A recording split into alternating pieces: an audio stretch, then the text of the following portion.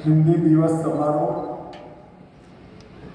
और चौथे अखिल भारतीय राजभाषा सम्मेलन में मेरे साथ मंच पर उपस्थित मेरे साथी मंत्री, समिति के सभी सदस्य, राज्यसभा के उपाध्यक्ष महोदय, विद्वज्जन और आज इस विशाल सभागार में एक भी सीट खाली नहीं है, इस तरह से उपस्थित सभी हिंदी प्रेमियों को मेरा नमस्कार। सबसे पहले इस भव्य और भारतीय संस्कृति के प्रतीक ऐसे भारत मंडपों में मैं हिंदी दिवस समारोह में आप सभी का हृदयपूर्वक स्वागत करता हूं। आज का दिन हीरक जयंती का दिन है। 75 साल से हम एक यात्रा लेकर निकले हैं कि हिंदी को राजभाषा के रूप में स्वीकार कर हिंदी के माध्यम से देश की सारी स्थानीय भाषाओं को जोड़कर अपने संस्कार, अपनी संस्कृति, अपनी भाषाएं, अपना साहित्य, अपनी कला और अपने व्याकरण को भी संरक्षित और संवर्धित करने का संकल्प लेकर आप निकले हैं। ये 75 साल की यात्रा मुझे लगता है कि अब अपने उद्देश्यों को प्राप्त करने की अंतिम पड़ाव पर खड़ी है। इसलिए मैं आप सभी को बहुत बहुत बधाई देना चाहता हूं। आज का दिन हिंदी को संपर्क भाषा, जन भाषा, तकनीक की भाषा और अब अंतर्राष्ट्रीय भाषा बनाने के संकल्प का दिन है। मैं आज इस मंच से देश और दुनिया में रहने वाले सभी हिंदी भाषी भाइयों बहनों और अन्य भाषा बोलने वाले मेरे जैसे हिंदी प्रेमियों को भी बहुत बहुत शुभकामनाएं और बधाई। मित्रों, आज अनेक कार्यक्रम यहाँ हुए। राजभाषा स्मारिका का लोकार्पण हुआ, स्मारक सिक्का और डाक टिकट भी लोकार्पित की गई। भारतीय भाषा अनुभाग इसका शुभारंभ किया। आज मैं आप सभी को ये बताना चाहता हूं कि ये जो छोटा सा बीज बोने के आप साक्षी बने हैं, आने वाले कुछ ही सालों में ये बीज वट वृक्ष बनकर हमारी भाषाओं की सुरक्षा का केंद्र है। भारतीय भाषा अनुभाग एक प्रकार से राजभाषा विभाग का पूरक अनुभाग बना, क्योंकि राजभाषा का प्रचार और प्रसार तब तक हो ही नहीं सकता जब तक हम हमारी सभी स्थानीय भाषाओं को मजबूत न करें और राजभाषा का इसके साथ संवाद प्रस्तापित करें। कई सारे लोग ऐसा प्रचार करते हैं कि हिंदी का स्थानीय भाषाओं के साथ स्पर्धा है। मैं आज इस मंच से बहुत स्पष्ट करना चाहता हूं कि हिंदी और स्थानीय भाषाओं का कभी स्पर्धा हो ही नहीं सकती है, क्योंकि हिंदी सभी स्थानीय भाषाओं की सखी है। इसमें स्पर्धा होने का सवाल नहीं। हिंदी और सभी स्थानीय भाषाएं एक प्रकार से एक दूसरे की पूरक है और इसलिए हमने निर्णय किया है कि भारतीय भाषा अनुभाग के माध्यम से हिंदी और सभी स्थानीय भाषाओं के बीच का संबंध मजबूत कर किया जाएगा। स्पष्ट कोई भी लेख, कोई भी भाषा, कोई भी साहित्य का प्रकार हिंदी में है तो इसका भावानुवाद हमारा राजभाषा अनुभाग देश की सभी भाषाओं में करेगा और देश की सभी भाषाओं के साहित्य, लेख और भाषणों का अनुवाद हिंदी में भी होगा, भावानुवाद भी हिंदी। और ये मैं मानता हूं ये समय की जरूरत है। मित्रों, आज कई प्रकार के परिमाणों से हिंदी को समृद्ध करने के लिए पुस्तकों का भी प्रकाशन हुआ है। इंडियन ओवरसीज बैंक की पुस्तक जो बैंक के कामकाज में राजभाषा का उपयोग, इसके लिए भाषा संगम, इसको लोकार्पण किया गया। भारत इलेक्ट्रॉनिक्स लिमिटेड इलेक्ट्रॉनिकी और रक्षा और रक्षेतर शब्दावली का लोकार्पण किया गया। हिंदी कहावत कोश, मेरा सभी हिंदी प्रेमियों के आग्रह है, मैंने पुस्तक पढ़ा है, अंशुली जी ने मुझे 5 दिन पहले दिया था, डॉक्टर शरद अग्रवाल के पुस्तक को अगर आप पढ़ लेंगे तो बोलचाल की हिंदी भाषा बहुत समृद्ध हो जाएगी। डीआरडीओ विज्ञान व विहान, वो भी एक प्रकार से विज्ञान के क्षेत्र में राजभाषा को मजबूत करने वाला पुस्तक है। राजभाषा की सेवा करने वाले ढेर सारे लोगों को राजभाषा कीर्ति और राजभाषा गौरव पुरस्कार भी दिया गया। मैं सभी को बहुत बहुत बधाई और शुभकामनाएं देता हूं। भाइयों बहनों, मैं लंबा बोलना नहीं चाहता, मैं आपका मुंह देख रहा हूं, परंतु मैं एक बात पर जरूर कहना चाहता हूं। जब मुगलों का शासन लंबे समय तक चला, तब इसके खिलाफ देश के अलग अलग हिस्सों में स्वाभाविक रूप से स्वराज के लिए लड़ाई हुई। पंजाब में भी हुई, राजस्थान में भी हुई और सुदूर दक्षिण में महाराष्ट्र में हुई। जब युवा शिवाजी को उसके साथियों ने पूछा कि शिवा, आपका उद्देश्य क्या है लड़ाई का? हमारे पास ना संसाधन है, ना साधन है, ना सेना है, ना हथियार है, इतने बड़े साम्राज्य के सामने किस उद्देश्य से लड़ना है? तब उन्होंने 3 उद्देश्य कहे थे, स्वराज, स्वधर्म और स्वभाषा। स्वराज, स्वधर्म और स्वभाषा, ये तीनों को तो समाहित नहीं करता, अपने आने वाली पीढ़ियों को गुलामी से मुक्त नहीं।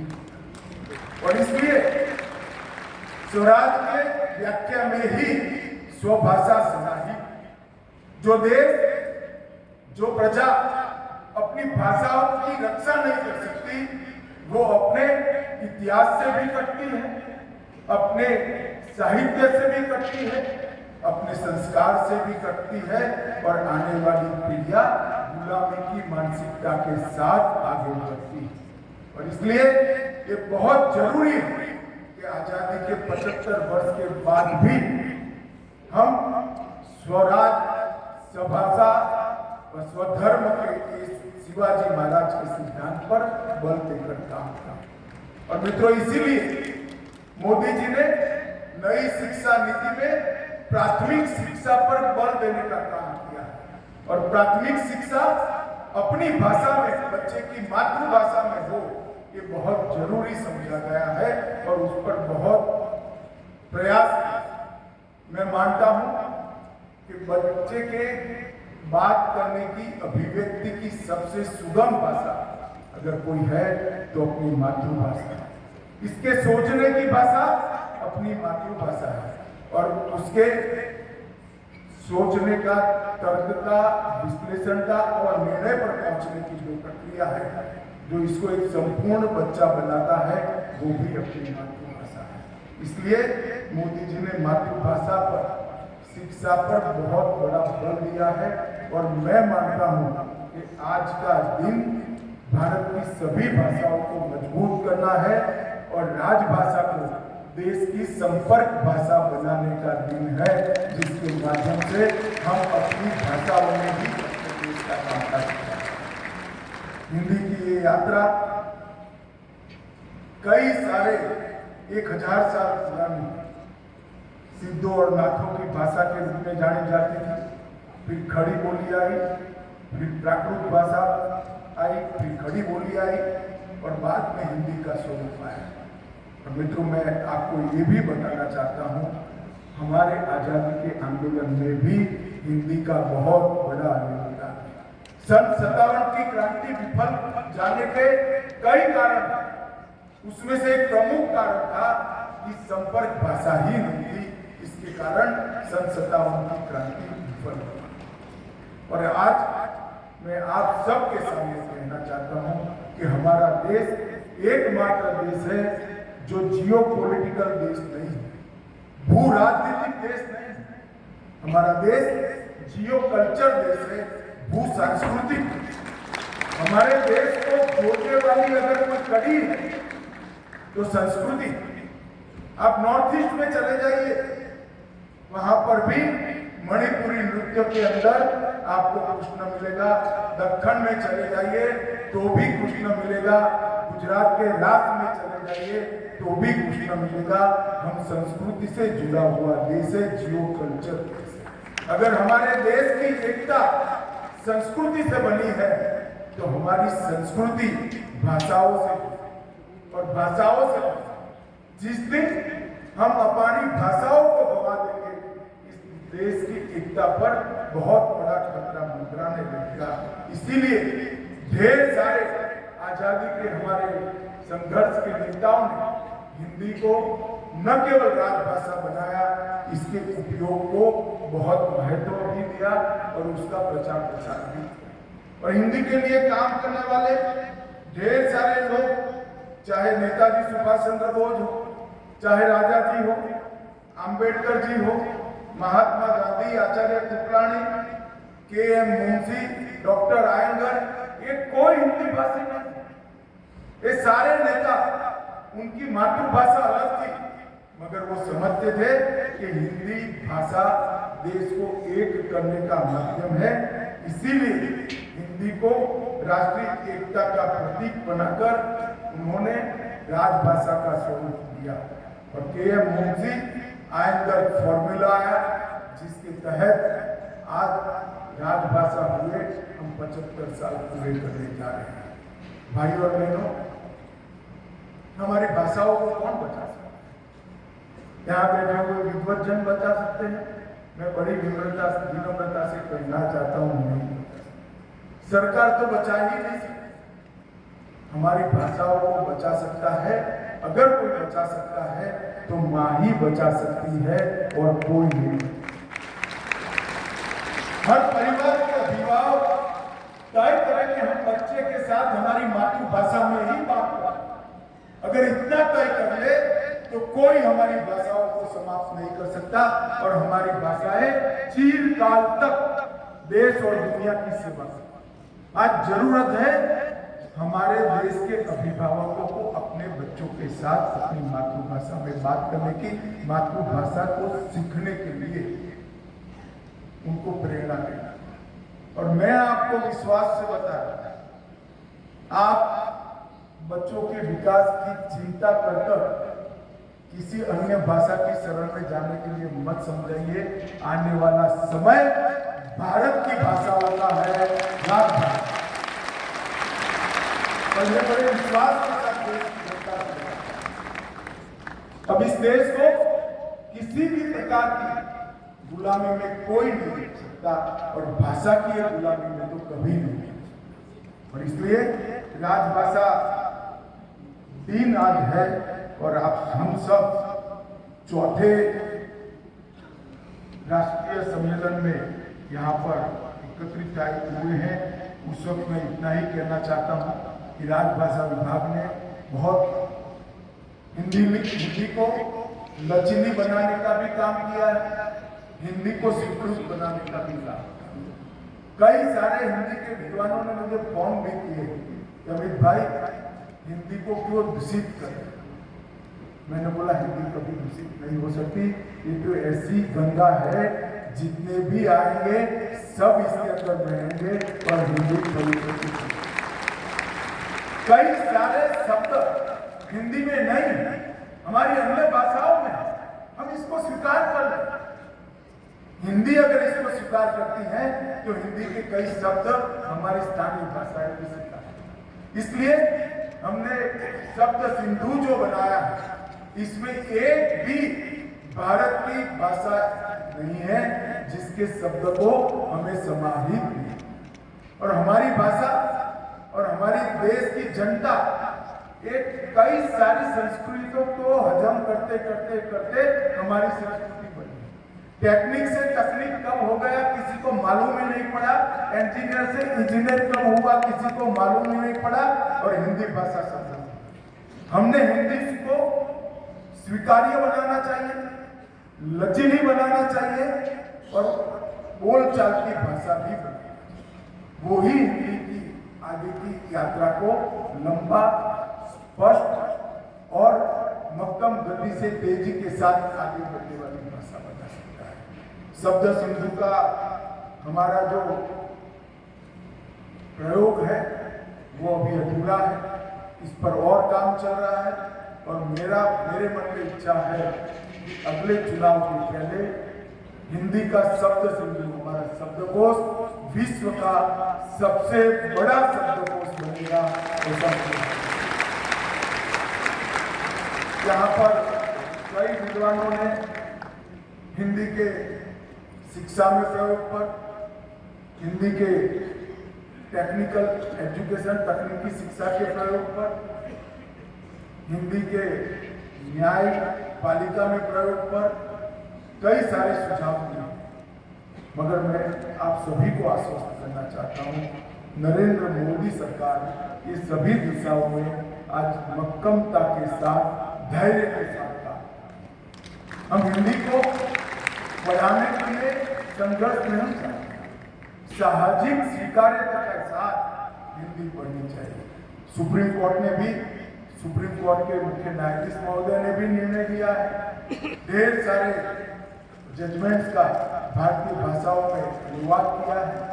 इसके साथ साथ राजस्थान, उत्तर प्रदेश, मध्य प्रदेश और उत्तराखंड, ये चारों राज्यों ने आज तबीबी शिक्षा का संपूर्ण हिंदी अभ्यासक्रम तैयार कर लिया है, और मध्य प्रदेश में आज बच्चे चौथे सेमेस्टर में हिंदी में तबीब बनने का, डॉक्टर बनने का काम कर रहे हैं। वो हम सब के लिए बड़ा संतोष।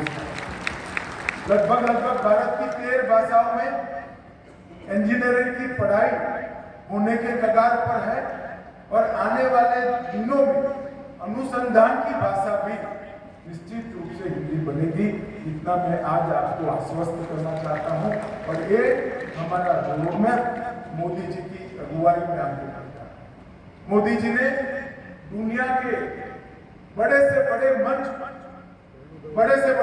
पर विश्वास के साथ और गौरव के साथ पूरी दुनिया को हिंदी में संबोधित कर हिंदी की स्वीकार्यता को बढ़ाया। जब संबोधित किया तब दुनिया अचंभित रही थी। आज मैं हिंदी प्रेमियों को बताना चाहता हूं कि आज हम यूएन की लैंग्वेज बन चुके हैं, और 10 से अधिक देशों की द्वितीय भाषा बनी।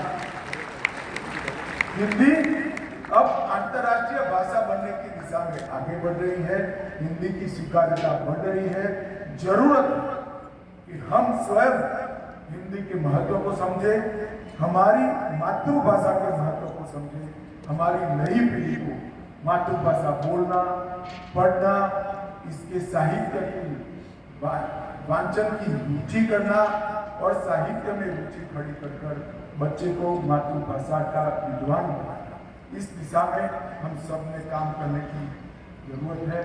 आज मैं इस मंच से देश भर के सभी स्थानीय भाषाओं के प्रेमियों को भी आश्वस्त करना चाहता हूँ, फिर से एक बार कहना चाहता हूँ कि हिंदी भारत की किसी भी भाषा के साथ स्पर्धा नहीं कर सकती है। भारत की भाषाएं भी हिंदी से ही मजबूत हो सकती है, और हिंदी भी भारतीय भाषाओं से ही मजबूत। और अंत में केंद्र सरकार के सभी कर्मचारियों को भी कहना चाहता हूँ कि मेरे जैसे व्यक्ति को भी गृह मंत्रालय की सभी फाइलों को हिंदी में मुझ तक पहुँचाने में 3 साल लगे हैं।